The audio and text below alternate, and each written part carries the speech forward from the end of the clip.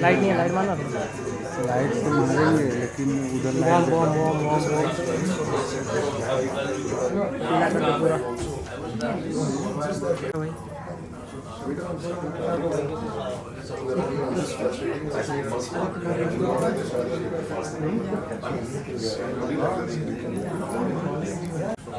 Guys, we are doing the aarti.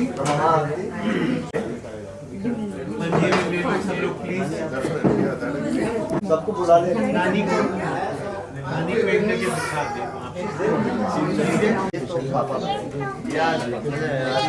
आज पापा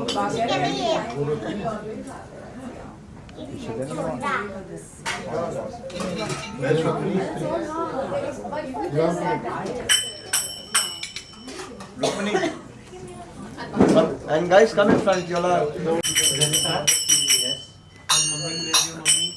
mom Amit आओ, अमित मन्नत आ जाओ।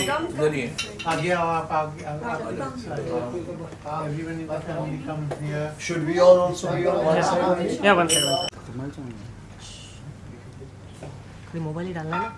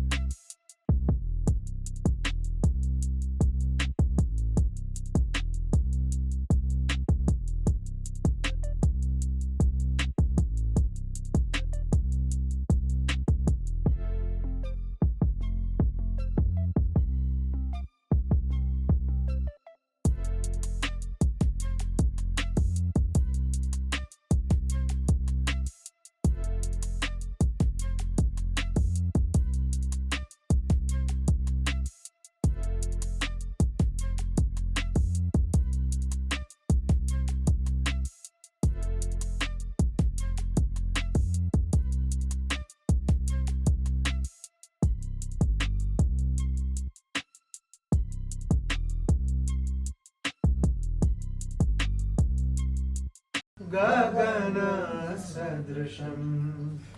मेघवर्णं शुभांगं लक्ष्मीकान्तं कमलनयनं योगिभिर्ध्यानगम्यं वन्दे विष्णुं भवभयहरं सर्वलोकैकनाथं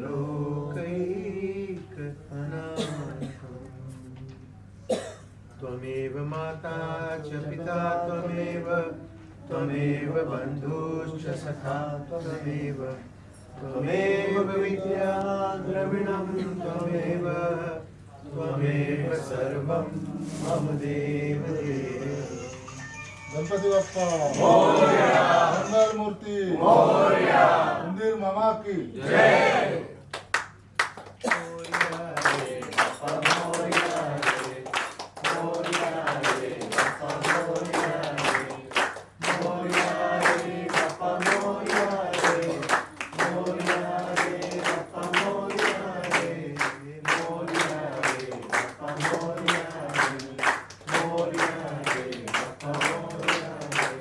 गणपति बप्पा मोरया।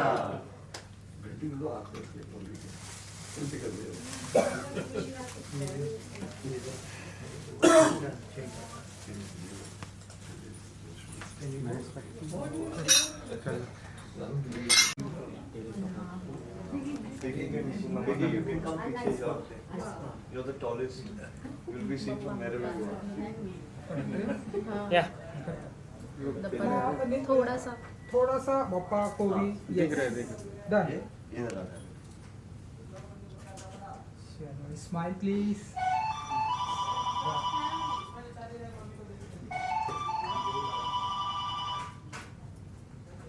या All of us, let's say once, Ganpati Bappa Moria. One more time. Ganpati Bappa Moria. Super Thank you, thank you. Sir हम लोग बाहर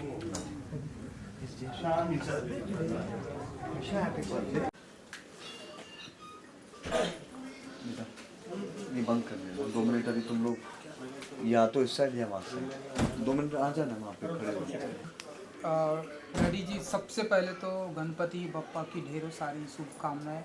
बप्पा का आगमन कब हुआ एंड कब आज उनका विसर्जन का टाइम हो गया हमें ये पता भी नहीं चल रहा। पता ही नहीं पड़ता। सो आज ये 31वां साल हो गया। मैं हर साल आता हूँ 31वां हाँ 31वां पिछले साल 31 years. पिछले साल 30 था मैं आया था and इस बार 30 ये मेरा 16वां हो गया वाओ मेरा आपका 16 ये मेरा 16 सो बहुत बहुत मुबारक थैंक पप्पा के इस मौके पर आज उनकी विदाई है। क्या कहेंगे आप एंड क्या कुछ कहना चाहेंगे इसमें? साल भर जिनका इंतज़ार करते हैं वैसे बापा हमारे कब आते हैं और कब जाने की तैयारी होती है ये हमें पता नहीं पड़ता। मैंने हमेशा 31 साल एक ही भावना रखी है मन में और सोचा है कि ऐसे लगता है कि जैसे नील का छोटा भाई विदेश से कहीं पढ़ते हुए यहाँ आया है 10 दिन की छुट्टी पर और 10 दिन की छुट्टी के बाद साल भर के लिए अगर चला जाए तो आप सोच सकते हो कि एक पिता की क्या भावना होगी। आज थोड़ी उदासी हम सब में है मगर ये खुशी है कि हमें बहुत आशीर्वादों से भरकर हमारे जीवन को अनुग्रहित कर कर बापा फिर से अगले साल वापस आएंगे।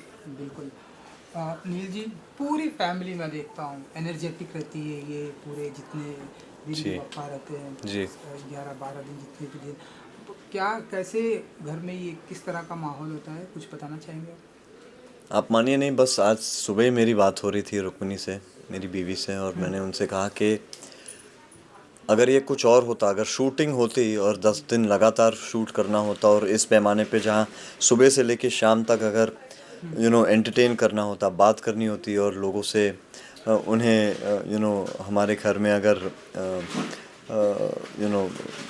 उनका स्वीकार करना होता उनका आगमन करना होता तो शायद थकान बहुत होती अगर शूट होता, पर 10 दिनों में हम जितनी भी बप्पा की सेवा करते हैं थकान महसूस होती ही नहीं है, इतनी एनर्जी होती है। हाँ, अब 10 दिन ख़त्म होंगे, उनका विसर्जन होगा और कल से शायद एक हफ़्ता ऐसी थकान लगेगी और ऐसी मायूसी होगी कि घर सूना सूना लगेगा। मेहमान आते हैं जैसे घर में, बट ये तो हमारे घर के परिवार के हिस्सा हैं और वो वापस 10 दिन आए, यहाँ पे इतनी रौनक लगाई। जैसे पापा ने कहा कि बोर्डिंग स्कूल से आए हैं और बोर्डिंग स्कूल से वापस अब जा रहे हैं जो, तो ऑब्वियसली बहुत भारी दिल हो तो रहा है। बट अब मैं जानता हूँ कि प्रोसेशन के समय मम्मी और पापा बहुत नाराज़ होंगे, बट मालूम है कि अगले साल फिर बप्पा आएंगे और यही रौनक होगी। बिल्कुल। मैं जब भी आता हूँ इस घर में, हर एक साल यहाँ की डेकोरेशन दुगनी है मुझे दिखाई देती है। इस बार भी देख रहा हूँ, बहुत ही ब्यूटीफुल है। Thank you. आपका इसका पूरा श्रेय मैं अपनी माँ को दूंगा। हर साल बप्पा का विसर्जन होता है और अगले दिन से वो प्लानिंग शुरू कर देती हैं कि अगले साल क्या करेंगे। बट हर साल कहीं ना कहीं एक हम थीम अपने दिमाग में रखते हैं। मम्मी भी जब प्लान करती हैं अपने एक थीम अपने दिमाग में रखती है। जैसे पिछले साल 30 साल हो चुके थे तो पर्ल एनिवर्सरी हमने सेलिब्रेट किया बप्पा का। इस साल नमन मेरे छोटे भाई की शादी है नवंबर में और उम्मीद कर रहे हैं कि राजस्थान में हो, उदयपुर में हो, जहाँ मेरी शादी हुई। तो जैसे आपने अगर डेकोर देखा होगा तो पूरा राजस्थानी डेकोर, अंदर भी बप्पा की पूरी जो सजावट थी राजस्थानी थीम पर थी। उनके अंगवस्त्र घर पे बनते हैं और उस पर भी एक डोली बनी हुई है, एक बारात बनी हुई है और एक घोड़ी भी है जिस पे एक दूल्हा भी है। और जितना आप श्रृंगार उनका देखते हैं मेरे पिताजी करते हैं। उनका मुकुट वृंदावन से आता है। मेरी बहन कानपुर में भी आई हैं, वहाँ पे वो वृंदावन से बना के यहाँ भिजवाती हैं। तो हर साल जो है हर फैमिली मेम्बर का कोई ना कोई कंट्रीब्यूशन रहता है। मेरा लिमिट किया गया है सिर्फ मिठाई चखने में तो मेरा वहाँ तक का कंट्रीब्यूशन है। बट बहुत खुश हूँ कि हमारे परिवार में नुरवी भी आई 6 साल पहले। अब आप देख रहे हैं कि नुरवी भी कैसे जोर शोर से इन 10 दिन के सेलिब्रेशंस को कैसे एंजॉय करती है। और अब नमन की शादी है तो त्रिशोना जो नमन की फियांसे है वो भी इस परिवार का हिस्सा बनने जा रही है। रुक्मिनी तो है ही। तो उम्मीद कर रहे हैं कि परिवार भी ऐसे बढ़ते रहें और हमारे लिए ये 10 दिन छोटे होते रहें और हम और इन उम्मीद से और भावना से इनकी सेवा करते रहें। और आई होप कि आपके घर में इसी तरह खुशियाँ हमारी नुरवी ये शर्मा रहा है बताते हुए, पता नहीं क्यों। नुरवी का जन्म 6 साल पहले गणपति के दिनों में ही हुआ था, एकादशी वाली तिथि पे। तो अब सबसे खुशी की बात ये होगी कि आजीवन गणपति के इन 10 दिनों में एकादशी वाले दिन हम नुरवी का जन्मदिन मनाएंगे। उसका नाम रखा गया नुरवी। लता दीदी ने एक भजन गाया था, सुख करता दुख हरता वार्ता विघ्नाची, नुरवी पूर्वी प्रेम कृपा जयाची। तो उसमें से नुरवी हमने उसका नाम नुरवी न से रखना चाहते थे तो बापा ने ही नाम रखा उसका। और बापा की उपस्थिति हमारे जीवन के हर क्षण में हर कदम पर होती है, रहती है। बिल्कुल। एंड जो आपको जिम्मेदारी दी गई थी, कौन से प्रकार की मिठाई आपने चखी है ना? मैंने शायद 2-4 किलो पहले ही कम घटा लिए थे क्योंकि मैं प्रिपेयर था कि इन 10 दिनों में मैं अगर कुछ डाइट का यहाँ पे मांगूँ तो लड़ाइयाँ हो जाएंगी। बस हर दिन एक नया किस्म का एक प्रसाद बनता है हमारे घर में ही।